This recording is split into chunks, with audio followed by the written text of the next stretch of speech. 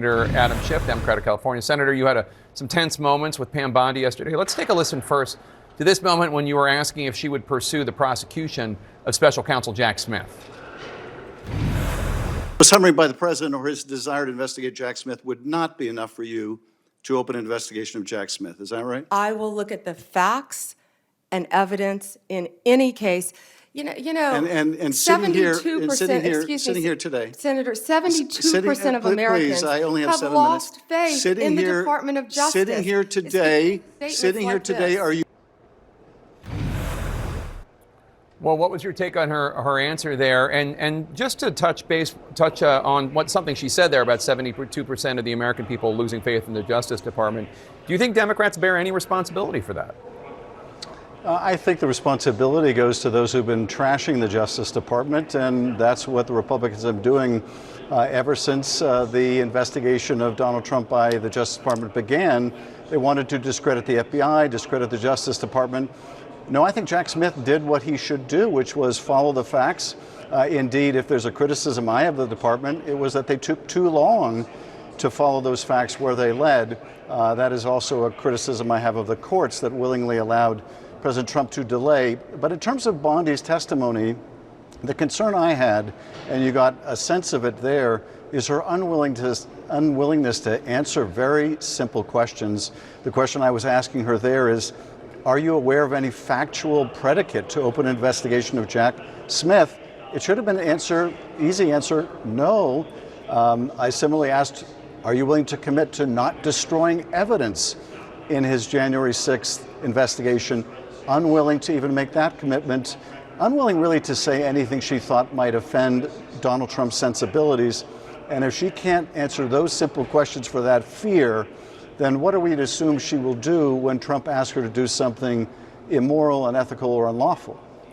President Biden gave a pretty harsh assessment of the investigation into his son, Hunter. He basically threw the Justice Department under the bus there for those investigations. And Democrats, including you, were relentlessly harsh against Special Counsel Robert Hur for making an observation that proved pretty accurate about how Joe Biden might appear to a jury as a well-meaning elderly man with a poor memory.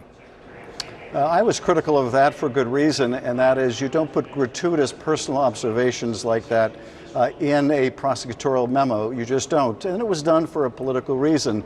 So it's not that everyone, including special counsels, necessarily follow DOJ policy the way I believe they should. And when they don't, I call it out. And as indeed I did, I disagreed with the president's comments about the prosecution of his own son.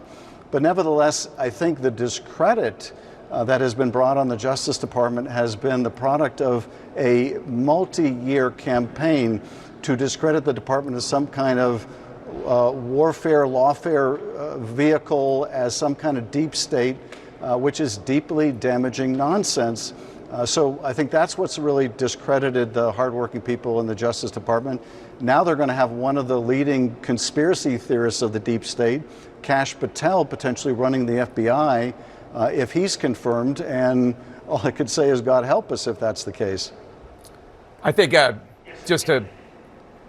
we can move on, but I think Robert Hur would say he needed to explain why he wasn't going to prosecute President Biden for what he thought was a violation of the law. But let's move on from that subject. Do you think any of Trump's picks are not going to be confirmed? I really don't know. I think probably those that are on the bubble are people like Kash Patel, Tulsi Gabbard. Those are probably those that are in the most potential peril, but they could also be confirmed, and maybe confirmed unanimously. There is, I think, a lot of Republican fealty to Donald Trump. We'll see whether anything raises sufficient questions or doubts to break that. But at the moment, I don't have a lot of optimism, at least from the questions I'm hearing in committee. I don't hear a lot of hard questions coming from the other side of the aisle that would give me confidence that any of these nominees will be subject to the kind of vetting that I believe they should. Your home state of California, particularly the Los Angeles area where you're from, is still reeling from these horrible fires. What are your priorities as you look to the long road of recovery ahead? Several priorities. The first is to get the fires put down. That's the urgent priority. But immediately thereafter, we need to begin the cleanup.